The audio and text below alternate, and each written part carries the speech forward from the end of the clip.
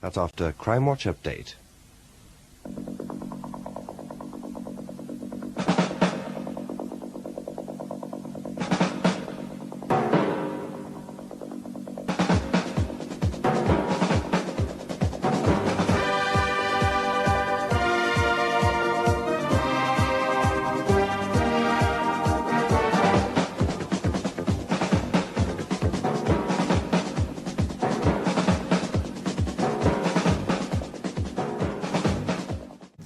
Tonight, we reopen the files on one of the most famous unsolved cases of them all, Lord Lucan. On 7th of November 1974, Sandra Ribbett, nanny to the 7th Earl of Lucan's children, was found savagely bludgeoned to death in the home of Lord Lucan's estranged wife in Belgravia, London. Lady Lucan was also severely beaten. It has been widely assumed that Lord Lucan was the man responsible, but he disappeared and never faced trial. To this day, his fate has not been determined. Did he commit suicide, knowing that all was lost, or did he flee to Africa or South America? Tonight, Crimewatch reveals previously unseen video footage of the main characters in the story, including Police Detective Superintendent Roy Ransom, the owner of the pub where Lady Lucan fled to, family friends, and Sandra Ribbett herself. Crimewatch can also reveal that they found a previously unseen recording of Lucan himself before he disappeared. 40 years on, the case remains as compelling as it did in 1974. First of all, we hear from Police Superintendent Roy Ransom, the police officer in charge of the case. As far as we could see down at Scotland Yard, there was no point in wasting valuable police time and a right honourable lady's time in investigating this even further. It was a closed case as far as we were concerned. Lord Lucan did it. The evidence was stacked up against him. There was the Corvette on the cliffs, splattered with blood types A and B, both which were from Sandra Ribbett and Lady Lucan. In the back of the Corvette, we had a piece of lead piping bandaged up, the same that we found at 72A Belgravia. In the house, there was no attempt of a break-in whatsoever. And Lady Lucan, a peeress of the realm, she said that she heard her husband's voice that night. Closed case, my lad. Susan Maxwell Scott was the last person to see Lord Lucan before he disappeared. And we can now hear in her own words what she heard and saw that night.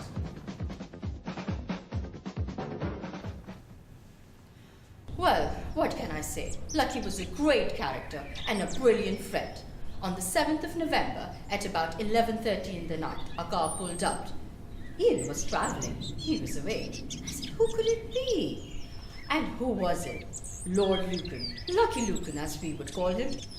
And in his dishevelled daytime clothing, his flannels looked as they were stained, blood-stained. Well, according to him, he had been walking past the Belgrave house and had peeped in through the basement window. He had seen someone struggling with Lady Lucan. He let himself in through the door and went down to the basement.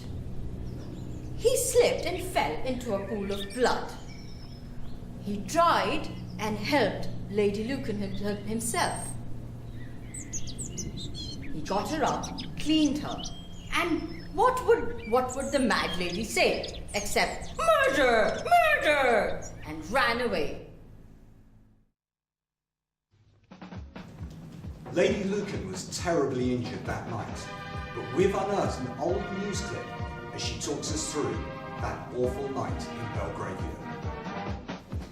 This is a positively ghastly business, and having to relive the details of it is simply excruciating and very, very unsettling. Without a doubt, I am convinced it was John who brutally accosted me and savagely murdered Sandy that evening. I had been watching the television with Francis upstairs when Sandra kindly offered to make a pot of tea, When she didn't appear, a little later, I went to check on her. At this point, he attacked. It was definitely John. He shouted out to shut up. I'd recognise his voice anywhere. You see, I had become somewhat of an inconvenience to him. He was very angry about the custody of the children, and he blamed me for his misfortune. John wanted me out of the picture. Luckily, I saw my chance when he momentarily left the room, and I ran for help. The Clermont Club was a second home for Lord Lucan and his friends, and none were closer to Lucan than John Aspinall. Here, he explains his relationship with Lucan. Well, there's no way old Lucky would have done the deed. He's an Eton man through and through. In fact, I've been totting up the figures, and I'm bally well convinced that he was still in the Clermont Club at around 9 o'clock, losing heavily, as usual, at the jolly old backgammon table. There's no way he could have hot-footed it round to his pad, clunked the servant over the head, boshed the missus one, and cleared off in just half an hour. Look, I know his wife's a frightful bore, and he didn't care for the filly one bit. But Lucky's a top chap, thoroughly decent family man. I'll say it again, he wouldn't hurt a fly. I'd say, start looking somewhere else for your man.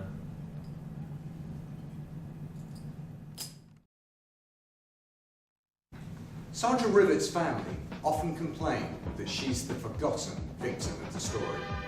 However, we now have archive footage of Miss Rivet explaining her life with the Lucans. Well, I've only just started working for Lord and Lady Lucan, so I don't really know them particularly well, but what I do know of them is that they're really not getting along very well. Lord Lucan's moved out, and he really doesn't spend a lot of time around the children. He's gambling a lot. But when he is spending time with the children, I will say that he loves them dearly, and it's very clear how much he cares about them. Lady Lucan, on the other hand, I'm a bit concerned about. She's just not right in the head.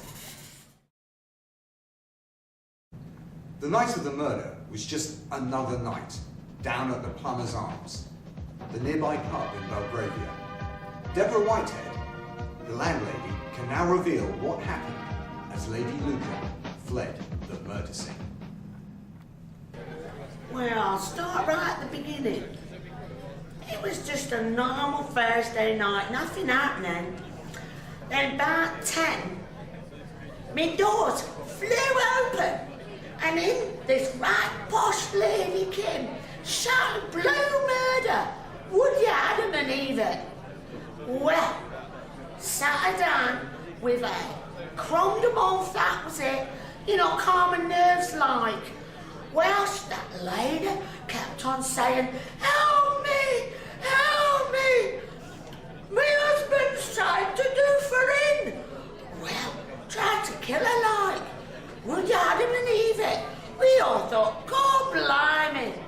Well, him indoors, ran upstairs, got on the blower straight away and rang you lot. We waited bleeding hours for you boys in blue to come along, and that lady, she was bleeding to death. And now, in never-before-seen footage, taken just after the murder, we can hear Lord Lucan himself explaining his version of events. Well, you know, actually the whole thing is rather preposterous. I am the 7th Earl of Lucan, you understand, and the whole idea that I could be a common criminal, a murderer, well, it's just ridiculous. Besides, that night, if I remember correctly, I was with some pals at the Clermont Club. I think Johnny was there, they were playing a bit of backgammon and a few games of cards, if I remember, and I was losing again. Dear old Johnny's a fine player. But one doesn't go to win, does one? One goes for the companionship. It does remind me of my army days. Anyway, I must have left, gone 9. It must have been well gone 9. And I was walking back to my flat, and I peered in through the window of the Belgravia home. And then I caught sight of the most amazing thing. There appeared to be some assailant, somebody that was broken in, was wrestling with my wife, my dear wife. Well, what is one to do in such a situation? I'm afraid instinct takes over. I suppose with hindsight, one should have phoned the police. They are, after all, the experts. But I had a rush of blood. I had to do something, you see. So I went into the house. The sight, well, it's not something I'd like to remember. There was blood on the floor, the walls. I think I must have slipped and got some on me. And then I saw the poor nanny, Sally, Sarah, no, Sandra, that's right, Sandra. She was lying there, and it was obviously far too late for her. But my wife there, up on the stairs, I could see was still fighting and tussling with this unknown man. He quickly saw me, he legged it as fast as he could. Well, I was going to chase, but I was more concerned with Lady Lucan at that point. And I tended to her as best I could. She was obviously concussed and she was taking a savage beating. At which point, when I was just getting cleaned up, she left, she fled, screaming murder. I think she must have believed that I would do it. Well, not me, obviously, but I know how it looked. The nanny's beaten and bludgeoned on the floor. My wife has been beaten. And there's me, covered in blood. I know how it must have looked. Well, I know what I had to do. I saw some friends, and I decided it'd probably be best all round if I lie doggo, lie rather quiet for a bit, till it all dies down. I blame the press, you know. The newspaper's going to have a field day with this. So, while Lord Lucan may never face trial, the evidence is all in. It's now up to the public to decide, was Lord Lucan the murderer? Thank you, and good night.